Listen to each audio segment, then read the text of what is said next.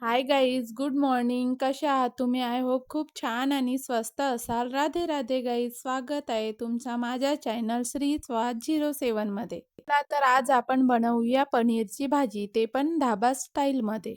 त्यांना पण खूप दिवसापासून आवड होती की पनीरची भाजी आज बनव म्हणून. चला तर आपण एका कढईमध्ये थोडंसं तेल घालून घेतलं आणि त्यामध्ये कांदे तळून घ्यायचे आहे. अशी तर आपण पनीरची भाजी खूप वेगवेगळ्या प्रकारे बनवू शकतो, जसं साई पनीर, कढाई पनीर, काजू पनीर, पनीर मसाला, पनीर. पण आज आपण ढाबा स्टाईल पनीरची भाजी बनवणार आहोत. इथे मी आधी कांदे भाजून घेतले, त्यानंतर इथे जिरे घातले आणि अद्रक लसूण घालून घेतले आणि त्याला पण थोडा वेळ भाजून घ्यायचं. त्यानंतर मी इथे वारलेले धने घातलेले आहे. इथे कढाईला तेल लागलेला होता, तर यामध्येच मी टमाटर आणि काजू भाजून घेतले. काजूने आपल्या भाजीला गाढा रसा येतो. इथे दोन्ही प्युरी तयार झालेली आहे आणि इथे बारीक बारीक क्यूबमध्ये पनीरसुद्धा कापून घेतलेला आहे. आणि हो गाईज, आज आपण पनीरला तळणार नाही, बिना तळलेल्या पनीरची भाजी करणार. इथे मी कढाईमध्ये तेजपत्ता घातला, जिरे आणि लसणाच्या कड्या 2-3. त्यानंतर इथे मी अद्रक लसणचा पेस्ट घालून त्याला जोपर्यंत तेल बाजूला होत नाही तोपर्यंत भाजून घेणार आहे.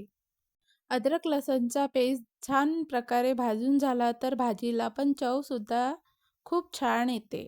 आपला मसालासुद्धा छान प्रकारे भाजून झालेला आहे. इथे मी लाल मिर्च पावडर घातलेला आहे. त्यानंतर हळदी पावडर घातलेला आहे. गरम मसाला घातलेला आहे आणि पनीर मसालासुद्धा घातलेला आहे. आता पूर्ण मिश्रण आपल्याला छान प्रकारे मिक्स करून घ्यायचं आहे. त्यानंतर इथे मी जे टमाटर आणि काजूची प्युरी बनवून घेतलेली होती ते घालून घेतलेली आहे आणि याला 2 मिनटं होऊ द्यायचं आहे. त्यानंतर इथे मी दही घातलेलं आहे. दहीनी चव खूप छान येते.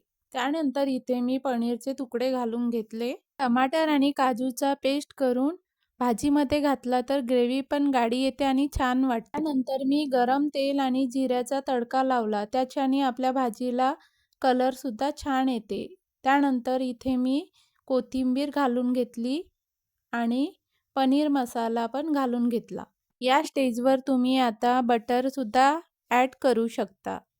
तर तयार आहे आपली ढाबा स्टाईल पनीरची भाजी.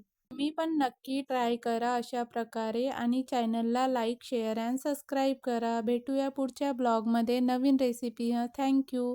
Bye bye guys.